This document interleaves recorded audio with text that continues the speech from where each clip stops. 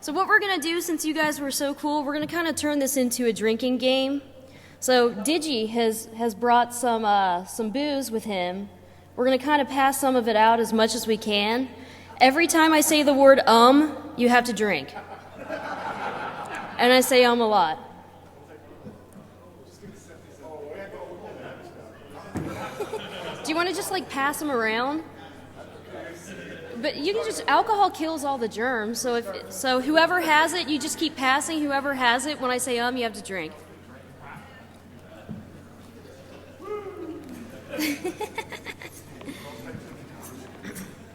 This is your official invitation to Toastmasters. Oh. Thanks. Actually, I'll get with you later because I am interested in that. So my name is Tyler Cohen. This presentation is Look What My Car Can Do. I want to give a special thanks to Ben, Joel, Mark, Rob, Peter, Zach, Matt, Kate, Maddie, and Charles. Now, some of these people know that they helped me. Some of these people do not. So you'd be kind of surprised at how many people I asked if I could rip apart their cars, and they said no. Like, it's for science, come on. So we had to come up with creative ways to get access to these cars. This car that I'm standing in front of is a Ford Fusion 2011, and in one of the photographs, there's a little hint from where that car came from. If any of you guys can see the hint, pick up on it and say where that car came from, Zach over here will buy you a beer. So just call it out when you see it, but it's in one of the photos. All right, so this is a disclaimer. Yes, I work for the Department of Defense. This presentation reflects my own views and not any of those of my employer. Anything that I show in here or talk about potential things that you can do, I take no responsibility if you happen to void your warranties. I also, unfortunately, had to tailor my presentation at the last minute. I didn't want to get fired or sued by Ford. So there are things that I'm not going to be able to say, but I can hint to them. So I'm going to give you an overview, just a quick introduction. We're going to talk about the technology, avenues of exploitation, resources, and then the future. So also, I am I've had about 10 years of experience doing digital forensics. I've worked for the Department of Defense Cybercrime Center, IBM, NASA. Everyone's like, what, you did forensics for NASA? What, were you like going after people from Uranus or something? Sorry, I think that one's funny. It never gets old either. But so that's what this presentation is going to be geared toward. It's going to be geared toward a forensic analyst and what they can get from these cars, but also as a user, you have to understand that there's information that you're putting out there on these cars that is giving away stuff about you. So cars are not just for transportation anymore. They are now becoming entertainment centers, communication hubs. These vehicle systems now store and stream digital content, and they're used as communication mediums. So it's not like the old days where your car was just your car. This is now, in today's world, people want to be connected to their social networks. They want to be able to find everything. They want access at their fingertips, and they should. I do too. So manufacturers are coming up with really innovative ways to market and sell vehicles. Emphasis has been on technology, integration, and safety. And Ford has been leading the way since 2007 with the inclusion of the Microsoft Sync system in its vehicles. So I kind of look at Ford as what Apple did, how Apple reinvented the digital music players. Ford is paving the way for cars. So their systems are much more advanced than any of the other systems. So what are the designers thinking when they're designing these cars? Obviously, they're concerned about safety, but aside from safety, Ford is really concerned with digital rights management. Now, since they're using the Microsoft OS, we know that it's Microsoft DRM technology. Now, I bet you there's some of you in the audience who are experts at DRM vulnerabilities and cracking and know a bunch of research that applies to that. But basically what I'm saying is that the Microsoft DRM is vulnerable in ways, in any way that Microsoft DRM would be vulnerable, it's vulnerable in this capacity too, because it's using the same technology. Designers are also thinking about connectivity, user to user, and car to car, ease of use, you just want your stuff to work, and reliability. So what do I mean by connectivity? Cars are really concerned with users connecting to their user stuff. Your gadgets and their functions are being integrated into your driving experience. So I want my content and I want it now. I want all my music that's stored in the cloud and I want to be able to access it wherever I am. I want to be able to connect my phone and have it stream all of my information. I want to be able to use voice dialing. I want it all just there. I want it to be easy. And then you also want to have be connected to your user environment. You want to have your social applications available to you, and you want your car to do it. My car, why shouldn't it give me the cheapest price of gas? Why shouldn't it tell me happy hour specials? My brother Zach over here, he likes using social applications to look for hot chicks and dudes. He puts it up, the augmented reality, and he can see how far away a hot chick is from him, and he can chat with her. He can say, yeah, I'm going to check in, and I'm going to check in with you, and let's meet up. Why can't your car do that for you?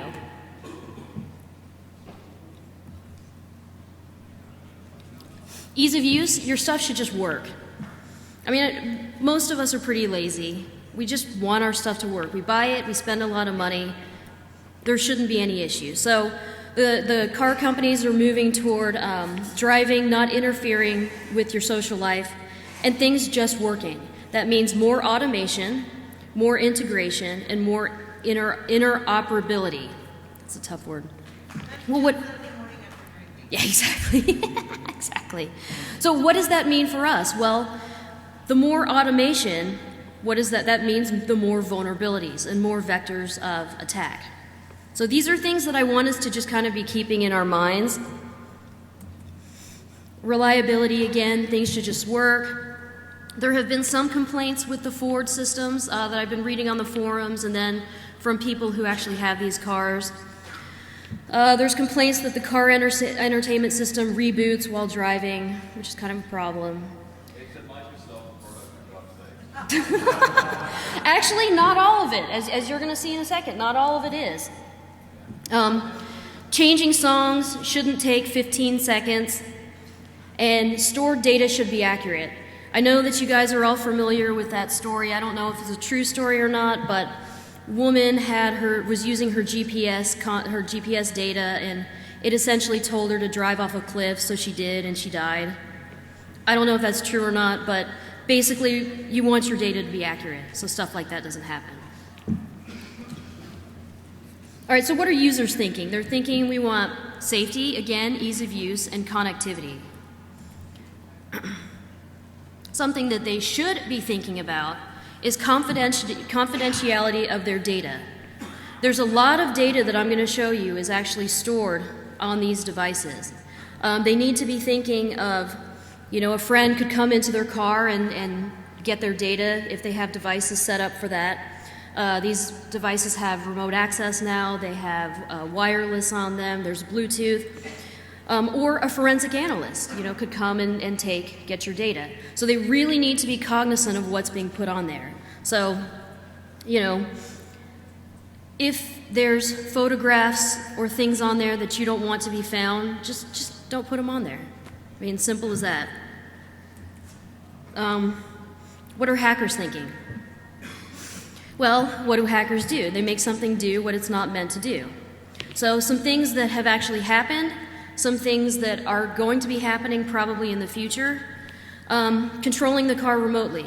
So using the wireless, the communication system is connected, and that's been proven, I believe, at this conference, and then there was a study, a school study where they dealt with the tire pressure. It's been proven that these communication systems are connected to the car's onboard computer. So it is very possible to get a piece of malware, get it in through the communication system on the car, and then control the car. You can stop it, start it, really whatever you want to do. So hackers and hackers, good hackers, black, white hackers, they're both thinking about protecting or stealing personal data. So again, there's a lot of data that you have on this device. You really have to think of these devices like a computer. Anything you wouldn't want to put on your computer, you don't want to put on your car. Side channel comms. These cars can be used as communication devices when speaking to other cars. And I'm going to show you at the end of this presentation the IntelliDrive, which is coming out in about 5 years. And cars are broadcasting Wi-Fi coordinates, and essentially you can use this for communication. You can use the Bluetooth for communication, you can use the wireless for communication, and you can do these in such a way that your traffic is not necessarily going to be intercepted. And I'll let you guys kind of ponder that one. Use these cars as peer-to-peer devices. Share your music, share your content. Surveillance. I can get something in the car so that I can monitor the car. I can see where it's been.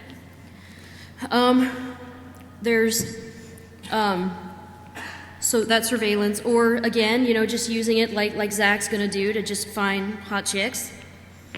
It can also be used, these vehicles, for propagating viruses and malware. So my vehicle, get it, vehicle for propagation, because it's a vehicle. Yeah.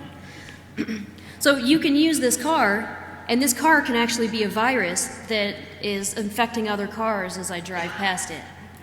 These are just potential things for the future, but not that far off in the future.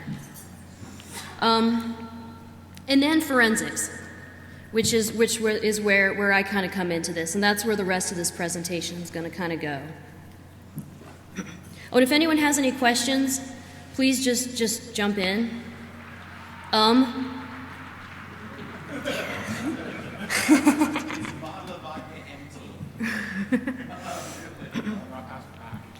So what is stored? What are stored on these devices? Now, these systems can store navigation data, where you've been, where you're going. Can save track data, save locations, previous destinations, which is a good thing too, because you kind of have to find that mix between privacy and then usability. I personally like it saving my data, because then that way I don't have to type it in, because I never remember addresses and it's just already there. Phone-related information, when you pair your phone up, it's going to save the Bluetooth MAC ID, pretty much most of the information on the phone. Your contacts, call logs, SMS messages, call history, saved numbers, that's going to be maintained. So, hint, if you rent a car from like Enterprise, Hertz, or whatever, and you pair up your phone, just make sure you delete the profile. It's not going to be completely gone, but at least it'll make it a lot harder for someone to get your data. Music files, image files. The Ford Sync Generation 1, you can put 32 files, 32 photos on the car. User voice profiles. Information about the car. Potentially, this is a kind of in the future, stats on how am I driving, do I speed, all that kind of good stuff.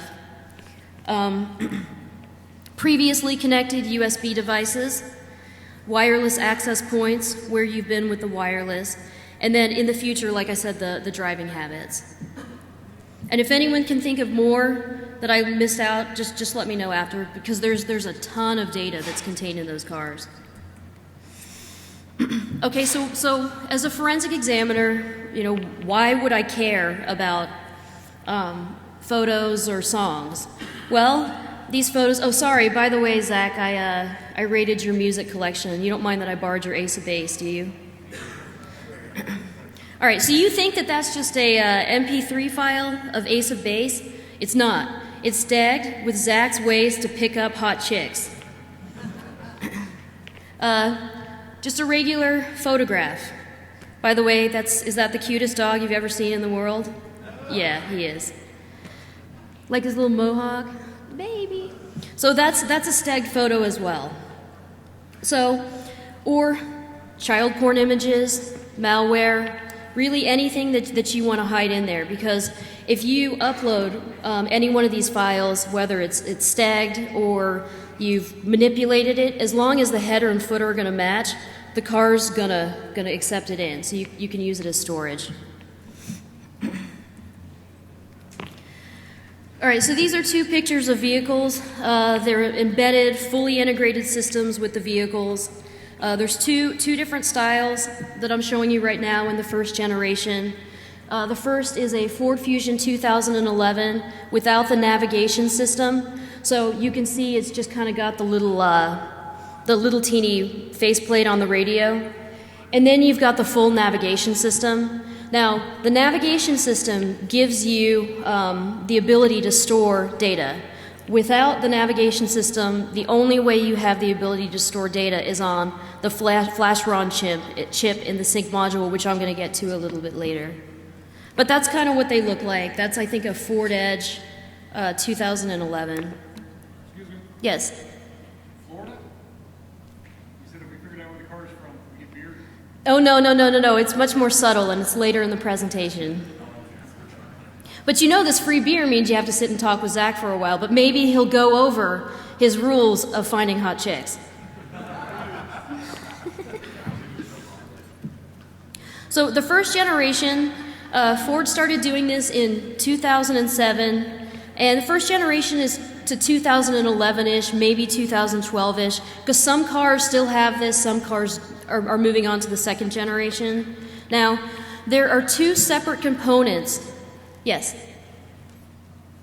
This brings the question of, is there a movement in the future to put the SD cards in the machines and have law enforcement be able to come up, pop out your car, pop it into a reader and say, here's your $2,000 ticket?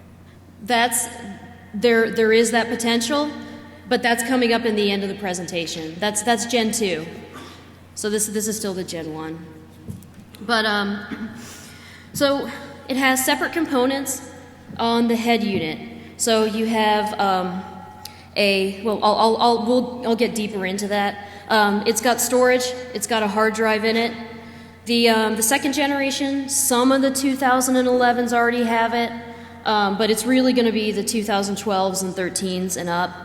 It's a single integrated unit, so the sync module and the nav system are all going to be in one. And the storage, some of them will still have hard drives, but they're moving away from hard drives as storage. They're going to have a SD card that has a software lock on it, and external USB storage and streaming for your data. So they're moving away from them having the integrated mass storage. Both of these generations are updatable through USB, which is going to be important later. All right, so the first generation, which is what you probably see on the road right now, the sync module, the operating system is Microsoft Automotive, and it's a Windows CE-based operating system. Data is stored in this module, this chip, which I'm going to show you a picture of later. You can get all the phone-related information, music indexes, user voice profiles, and then there's a couple of other little stuff that's going to be in there too that could be relevant or might not be relevant too, but it's stored in this NAND flash chip.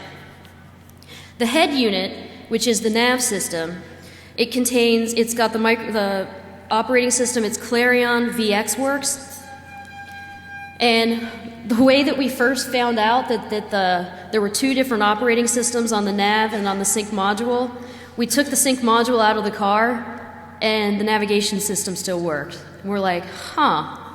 So that's kind of, that was a hint for us that there were two different operating systems. It's got a 40 gigabyte PATA hard drive with a TPM style protection on it. Data stored, you can get music files, photos, navigation data. So this is the inside of the sync module. You can see where the little arrow's pointing. That's the Samsung NAND flash.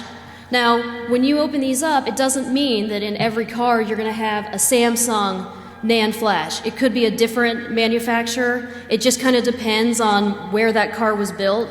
But it's going to be in roughly the same place, and it's going to work the same way.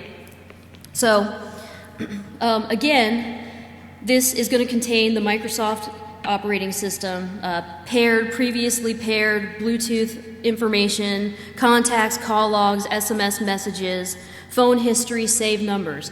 So it is of relevance if you're a forensic examiner. If you're trying to hide the data, it's also of relevance because you don't want it to be accessed. So you want to, again, delete the profile or wipe it or whatever. Now, I don't know how many of you guys have done a lot of work with doing forensics on NAND flash, but it's not fun. So what you have to do is, there's a few ways you can do it. As you saw, there's a spare USB port on this device that you could try to acquire the NAND flash from. We actually didn't do that, so I don't know. There's also the JTAG ports right over here, kind of at the bottom. You can see them. We also didn't do that. What we did was not what we did, because we didn't do anything necessarily, remember, hint, hint. But what could be done is you could take the chip, you could remove it, put it in this flash pack device, stick it in one of the sockets that it fits, and what's going to happen is it's going to spit out a binary file.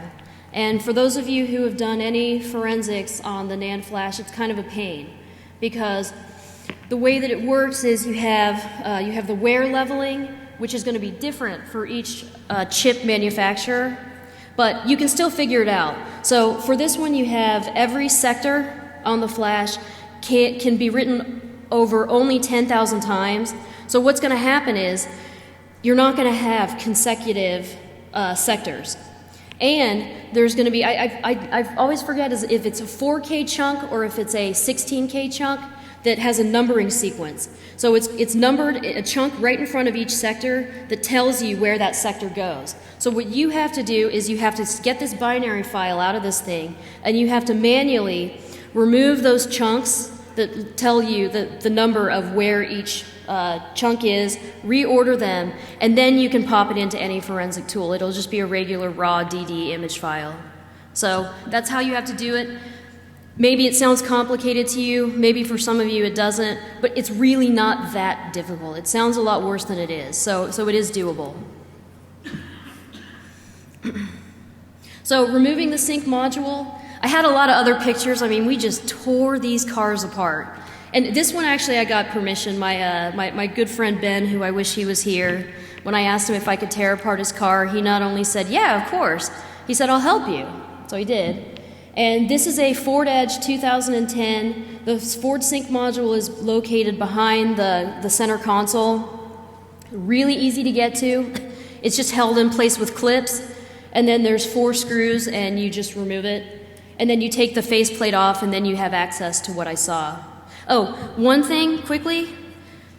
With this, when you pop out the chip to do the analysis on it, you're probably not going to get it back in. Just saying. You will void the warranty, and unless you're a pro with a soldering iron, you're not getting it back in. Sorry, Ben. So this is the head unit. This is the front of it. It's got, again, the 40 gig PATA hard drive. This would happen to be a Hitachi Endurostar. That doesn't necessarily mean that you'll have a Hitachi if you were to get one out or if you were to buy the car. I think they just kind of use whatever they have in batches. This is going to contain, because it's generation 1, navigation data, track data, breadcrumbs, saved locations, previous destinations, and all your music files, which as we know could be STEG files. So acquiring the head unit. So I'm going to go over a couple of techniques that will probably work. Hint, hint, hint. Drink. Just kidding. All right. So we removed the head unit. That's kind of what it looked like. There's also a picture that Ben wouldn't let me use of Ben like standing there like with almost a heart attack on his face that I ripped his car apart. And that's the back. You can kind of see on the second one where the hard drive was. You just pull it out. It's really easy to get the hard drive. Although I got to tell you, when you take the car apart, it's a lot easier to take apart again than it is to put back together. So, any of you who are forensic analysts, you see this, you see that the drive's connected to a write blocker and I've got it into some forensic tool. Yeah, that's not going to work. Now, why is that not going to work? Because Ford is really concerned with digital rights management and protecting music being imported to the hard drive. So they've implemented this TPM lock style protection where the hard drive is essentially looking for a serial number on a module in the head unit, so in the chassis. So without that, it's locked, and it's really difficult to get around that, but it is doable. So, for example, if the hard drive gets corrupt or breaks, Ford's just going to replace the entire chassis. They're not going to get stuff off your hard drive. They're not going to fix it for you. They're just going to give you a whole new head unit with a new drive. So you can't take this hard drive and put it in another unit and have it work. It just won't. Well, without some manipulation. So ways to get around this. Clarion maintains a master password that will help you unlock this device. If you can get to Clarion and you're nice to them and not necessarily lie, but tell them what you're interested in doing, they might give you that master password. Just saying. But if you're not nice, what you've got to do is you've got to find a way to get around the TPM style lock. And how do you do that the easiest way? You just keep the car running. You keep power to the vehicle and then it's not going to be an issue. So there's a hardware component that is in creation that what it does is it connects the head unit, the hard drive, and the laptop. So you can actually image this device. You can see in that map, it's a middleware component that keeps power to the car, so the car's still going, so you can just image it like you would normally image a drive. And that's probably the easiest way to do it. Now, my favorite way to do this, and you might want to look at these pictures because they're interesting. Hint, hint.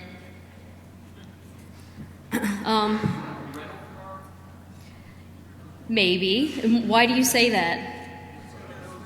Yeah. And where's it from? Enterprise, yeah. You have no idea how hard it is to go to Enterprise and actually request a specific car. They don't do it.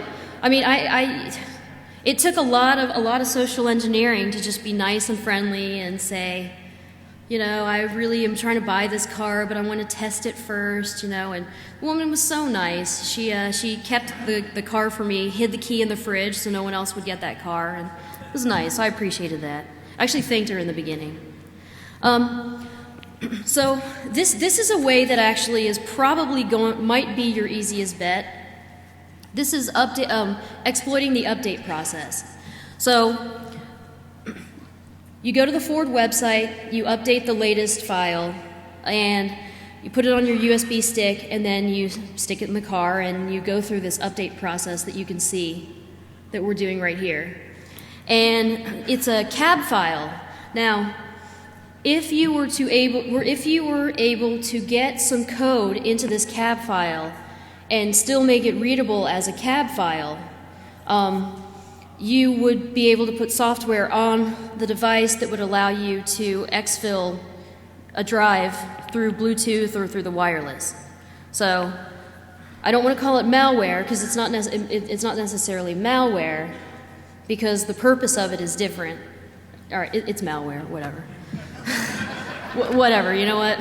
Sorry, DoD, it's malware.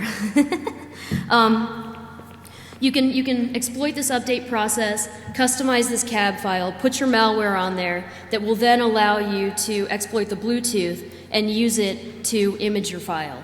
And that way you're getting around the TPM lock.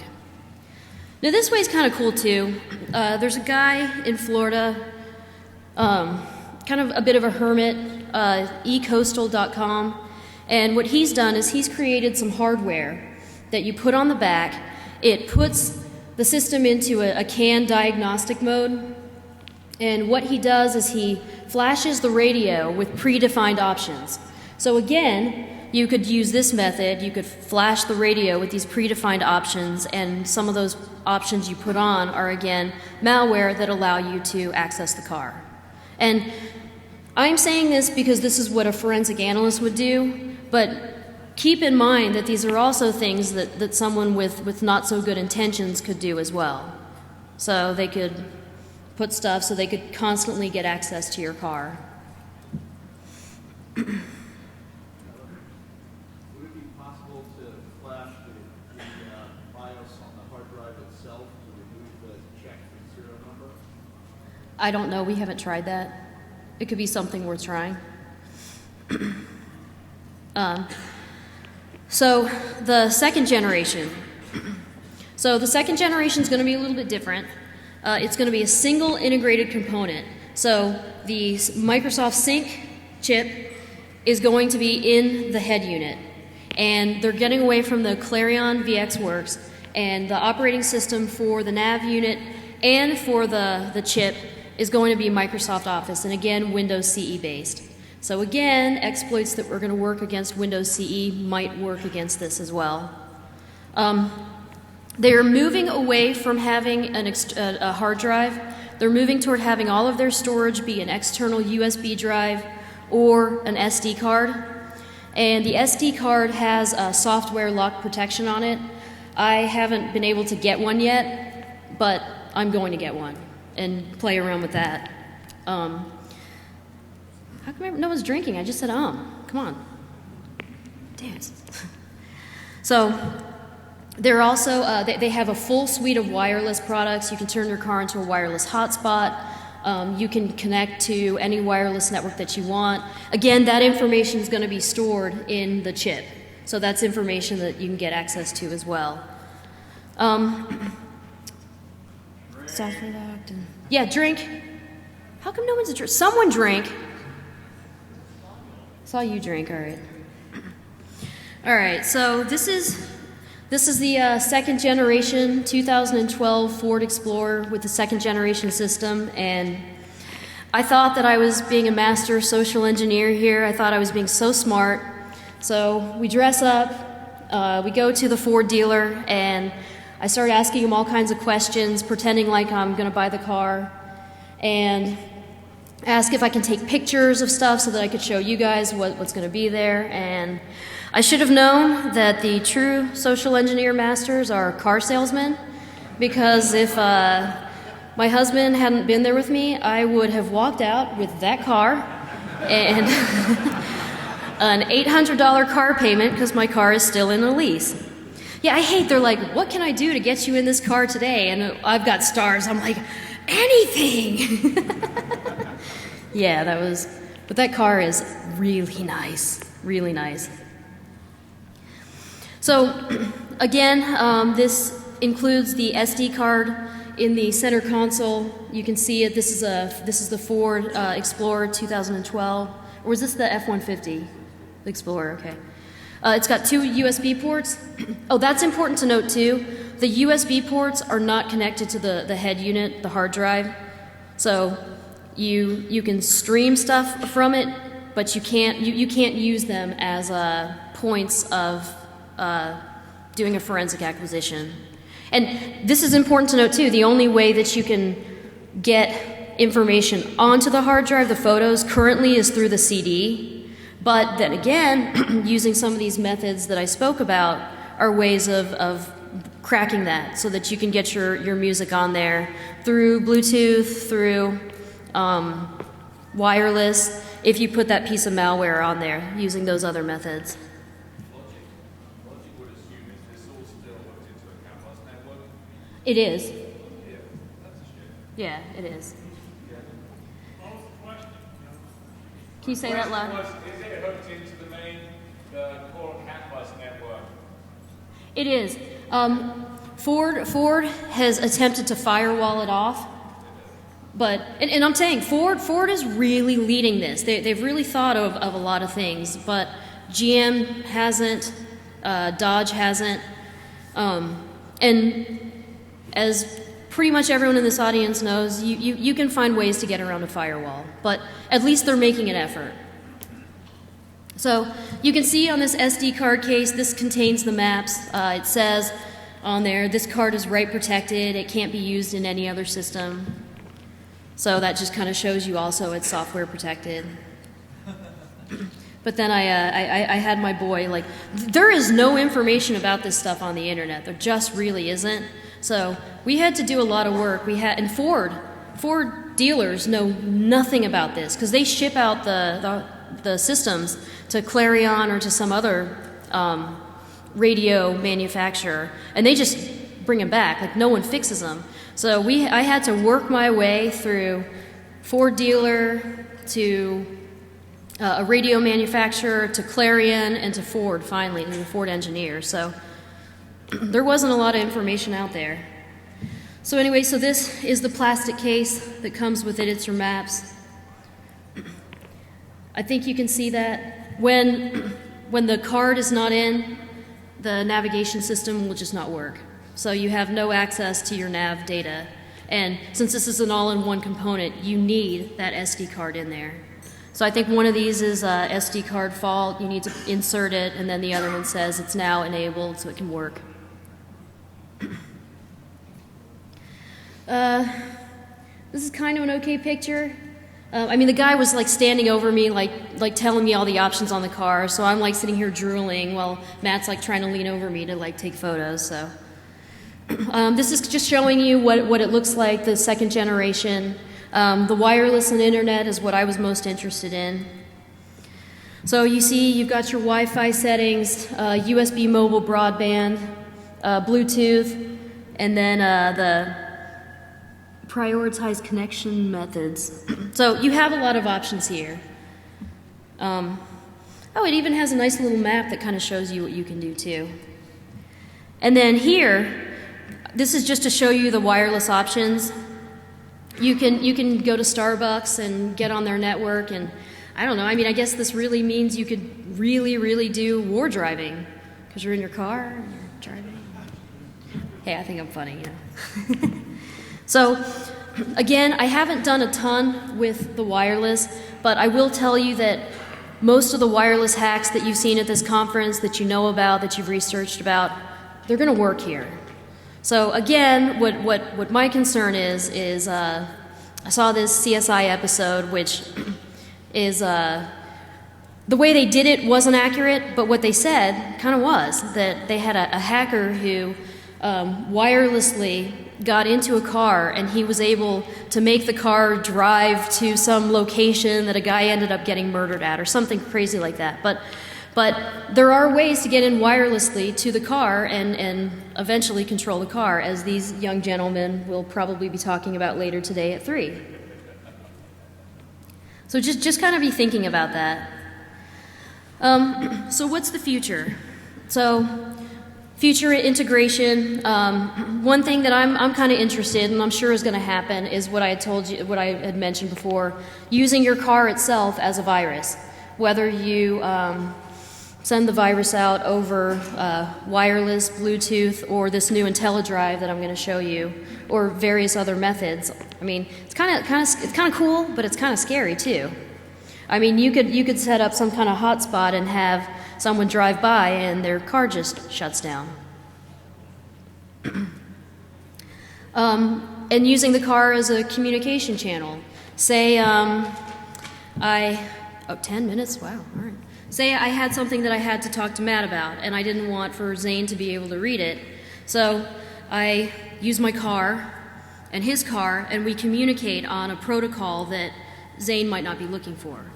And obviously that's not something you'd really use it for. You broaden your mind, like think about it in you know, covert channels, ways that you need to hide your data. So I'm going to show you this video because it's damn cool. And this is showing you the future of this IntelliDrive. And while you're watching it, think about the possibilities and the potentials for this technology, using it as a communication device, surveillance, sending out viruses, or just saving lives, which is what it was meant to do. Back now at 7:45 with remarkable new technology designed to keep you safer behind the wheel. CNBC's Phil LeBeau is at RFK Stadium in Washington, D.C. with an exclusive first look at something that could prevent thousands of potentially deadly collisions. Good morning to you, Phil. Good morning, Meredith. Imagine your car could talk to any other car or truck on the road and warn you if you were about to crash into each other. It's called IntelliDrive, and it may sound like something out of the Jetsons, but it's closer than you think to becoming reality. It happens every 6 seconds in the U.S. Car crashes, head-on, side impact, or rear-end collisions. More than 5 million in 2009, killing almost 34,000 and injuring 2 million more. A group of major automakers, including Ford, GM, and Toyota, are developing a technology called IntelliDrive that will allow cars to communicate with each other and warn drivers when they're about to crash.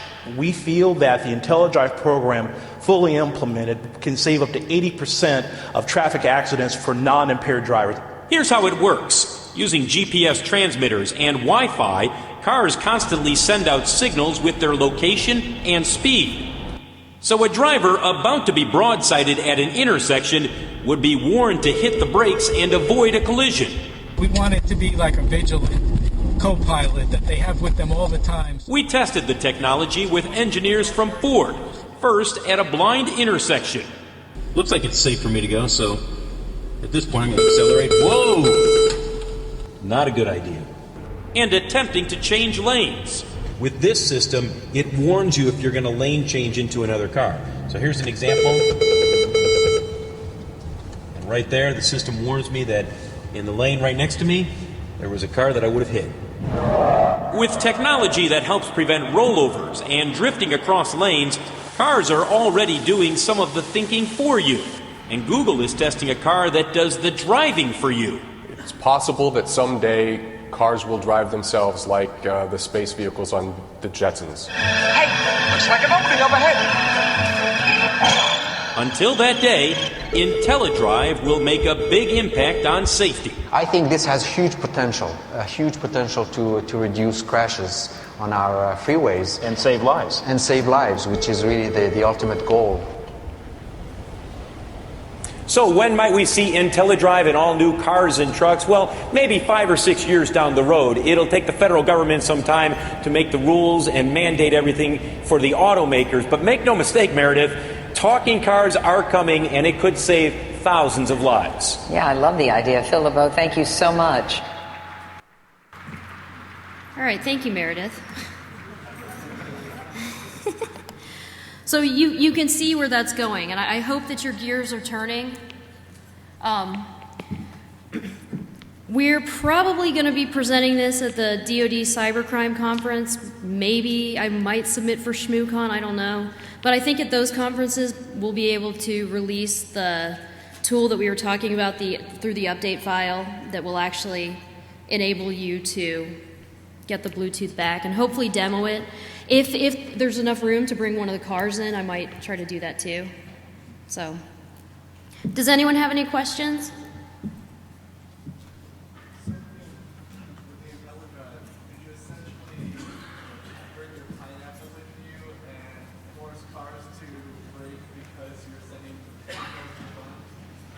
Yeah. See this. Will you say that louder? Oh. He wanted to know if you could go get one of the pineapples and use it against cars. Yes. The answer is yes. And any other questions?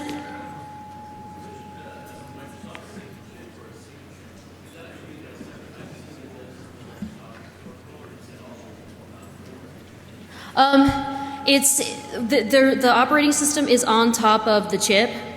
So there's firmware that's the chip manufacturer that's going to be in there, but then there's also the Microsoft that does have the firmware on there. Yes.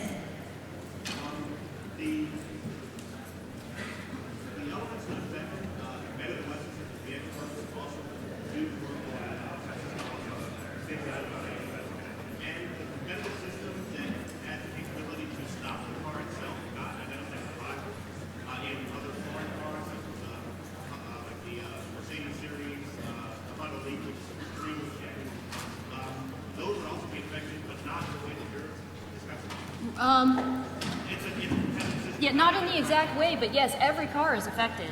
Every car that has these systems is affected. Hey, before you guys leave, wait, stop. Which one of you guys was the one who picked out that was an enterprise car and gets to have Zach buy you a drink? Who was that? It was you? Oh, come on up to the front then.